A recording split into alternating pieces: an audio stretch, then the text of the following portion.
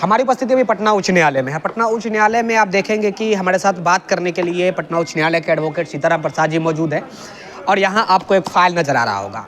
अभी आउटसोर्सिंग से बहाल एजुकेशन डिपार्टमेंट में जितने भी कर्मचारी बिहार में हैं, संख्या लगभग 5,000 से भी अधिक है।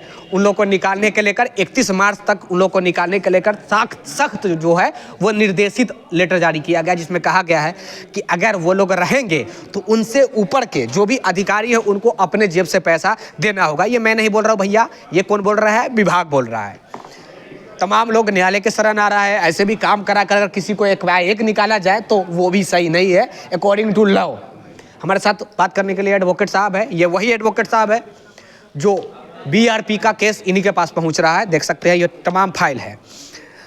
क्या है सर, सबसे पहले तो बहुत बहुत स्वागत है सर। धन्यवाद।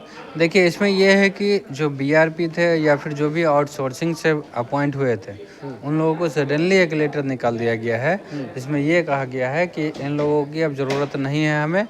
अगर ये लोग बने ही रहते हैं, अगर पदाधिकारी इनको बनाए ही रहते हैं तो फिर उनको जेब से इनको पेमेंट करना पड़ेगा, जो कि सडनली इनका अभी कॉन्ट्रैक्ट भी पूरा नहीं हुआ था।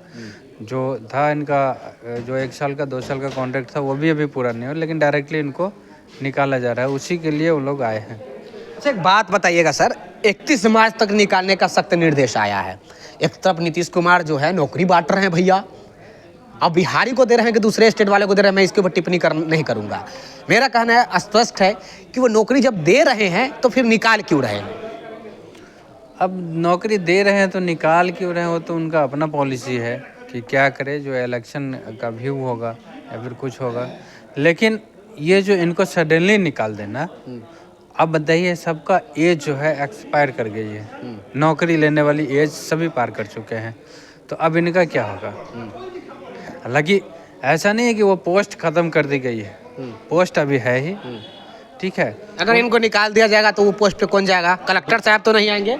फिर दूसरे आएंगे उस पर, लेकिन इनको निकाला जा रहा है, ठीक है, और वो भी बिना शोकॉज। अच्छा, लॉ क्या कहता है? लॉ के अकॉर्डिंग ये देखा जाए कि अगर निकाला जा रहा है तो ये सही कर रही है गवर्नमेंट आयोग, या फिर आयोग तो नहीं, विभाग, सॉरी, तो ये सही कर रही है या फिर वो लॉ के खिलाफ चल रही है? उसको कानून की तरफ से अगर कुछ हो सके। नहीं, ये तो खिलाफ है। ये मान लीजिए कि अब आपके पास पोस्ट वो है, ठीक है, काम भी वो है, लेकिन आप किन जो ट्रेंड लोग हैं उनको हटा करके न्यू लोगों को अपॉइंट कर रहे हैं, तो ये तो कहीं से जायज़ नहीं है। क्योंकि ये होता है कि पोस्ट ही खत्म हो रही है। बीआरपी का पोस्ट तो है ही, लेकिन इन लोगों को जो इतने भी आउटसोर्सिंग से थे, इनका कहना है कि हम आउटसोर्सिंग वाले के लिए लेटर जारी कर रखें कि वो भाई वही लोगों के तो रेगुलर किया जा सकता था, समायोजन किया जा सकता था, 60 साल किया जा सकता था। और इनका जो अपॉइंटमेंट लेटर देखेंगे, उससे पहले जो लेटर जारी किया था डिपार्टमेंट ने, उसमें उन्होंने क्लियर लिखा हुआ है कि जो पुराने लोग हैं, जो रिटायर्ड टीचर बन करके आए थे बीआरपी, उनसे काम नहीं हो पा रहा है, इसलिए युवा लोगों को अपॉइंट किया जाए। और युवा लोग जब अपॉइंट हो चुके हैं तो फिर आप ये लेटर जारी कर रहे हैं कि अब उनसे काम नहीं लिया जाए। न्यायालय क्या अब वो लोग शरण ले रहे हैं? आपके पास फाइल जो इधर दिखाइएगा, 1 मिनट, फाइल जो पड़ा हुआ है, तो आपके पास सैकड़ों की संख्या में 5,000 के आसपास कैंडिडेट है। न्यायालय में होता क्या है, उच्च न्यायालय में जो अभी तक हमने देखा, पिटिशनर बनिए तो जो फ़ायदा मिलेगा तो भैया आपको मिलेगा। तो क्या लोग यहाँ पे रुख करें, क्योंकि वो लोग को निकालना ये भी सही नहीं है अकॉर्डिंग लॉ के हिसाब से, तो ये गलत कर ही रही है विभाग आयोग। तो क्या कोर्ट की तरफ से उनको कुछ पॉजिटिव रिस्पांस आने वाले समय में देखने को मिल सकता है अगर वो न्यायालय का शरण लेते हैं? क्योंकि हमारे साथ वैशाली की बात करें, पटना की बात करें, दरभंगा की, बेगूसराय, छपरा, सिवान के लोग कॉन्टेक्ट बहुत ज़्यादा कर रहे हैं। भैया प्लीज़ आप आवाज़ उठाइए, प्लीज़ आप वकील साहब का एक बार इंटरव्यू लीजिए, वहाँ लोग पहुँच रहे हैं, क्या है नहीं है, और हम भी जुड़ना चाहते हैं।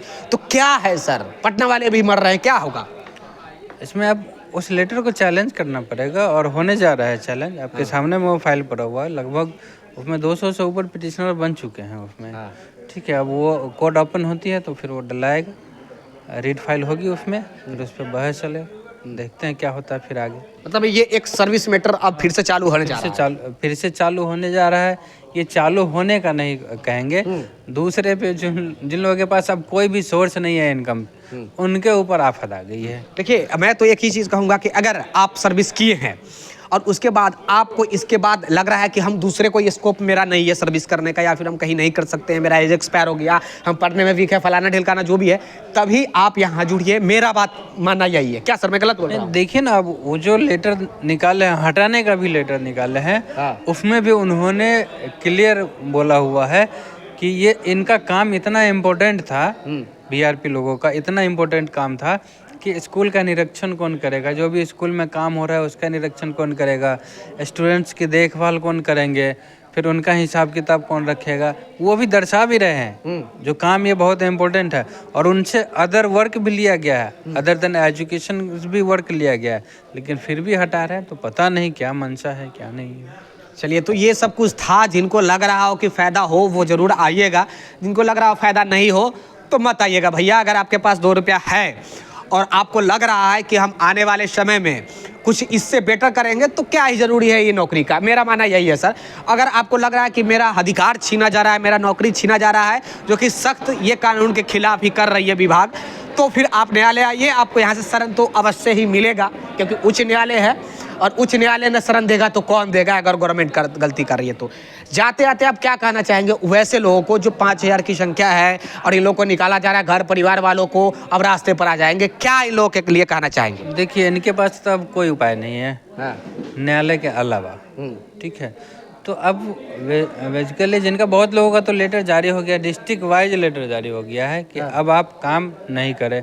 बहुतों लोग काम करना छोड़ दिए हैं, लेकिन बहुतों का है कि अभी 31 मार्च तक उनको अल्टीमेटम दी गई है कि अब इसके बाद आप काम नहीं करेंगे। तो उन लोगों के लिए अलग से फाइल हो रही है केस, और उन लोगों के लिए अलग से होगी। मतलब 2 तरीका की हो रही है। हाँ, डेफिनेटली जो निकाल दिए गए हैं उनके लिए तो अलग ही होगा, और जो 31 मार्च तक जिनका है, यानी कि 17 तारीख के कोर्ट ओपन हो रहा है, तो अगर 17 तक फाइल हो जा रहा है तो जिनको निकाला गया वो केस अलग, और जो 31 मार्च तक रहेंगे सर्विस में उनका केस अलग, 2 केस बनने जा रहा है। तो 17 तक आप लोग आ सकते हैं अगर आप लोग की इच्छा। लोग तो आ ही रहे हैं, देख रहे हैं सैकड़ों की संख्या में आ रहे हैं।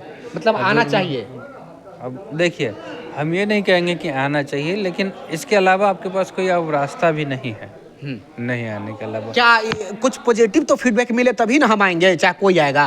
पॉजिटिव, अब इस केस के लिए अभी तो प्रॉपर इसकी सुनवाई भी नहीं हुई है, लेकिन इसी तरीके के और भी केस है जिसमें मिला ही है लोगों को, तो इसमें भी बहुत ज़्यादा उम्मीद है। चलिए भैया, तो ये सब कुछ था। विशेष जानकारी के लिए मैं तो यही कहूँगा, द टाइम्स ऑफ भारत को सब्सक्राइब कर लीजिएगा, जुड़ जाइएगा। अगर फेसबुक पे देख रहे हैं तो सब्सक्राइब कर दीजिए, सॉरी फॉलो कीजिए, और यूट्यूब पे क्या करना है आप लोग जानते हैं, वीडियो को लाइक करके अपने तमाम दोस्तों के यहाँ शेयर कर दीजिए। वैसे आपका कॉन्टैक्ट नंबर अगर हम देना चाहे तो डायरेक्ट आपसे अगर कोई कॉन्टैक्ट फ्लैश कर दीजिएगा ना। चलिए, जो भी कॉन्टैक्ट नंबर वैसे मैं दे दूंगा, अपना भी दे दूंगा, अगर हमसे बात करना हो तो मैं भी दे दूंगा, और इनका भी दे दूंगा, वकील साहब का आप लोग बात कर सकते हैं। विशेष जानकारी के लिए फिर से कहूँगा, जुड़ जाइएगा अवश्य।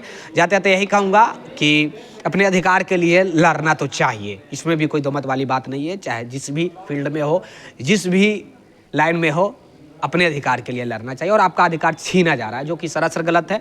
आपको सर्विस करवाने के बाद अगर निकाला जा रहा है तो ये भी गलत है। खैर चलिए, अपना प्रतिक्रिया जरूर दीजिए। धन्यवाद, थैंक यू।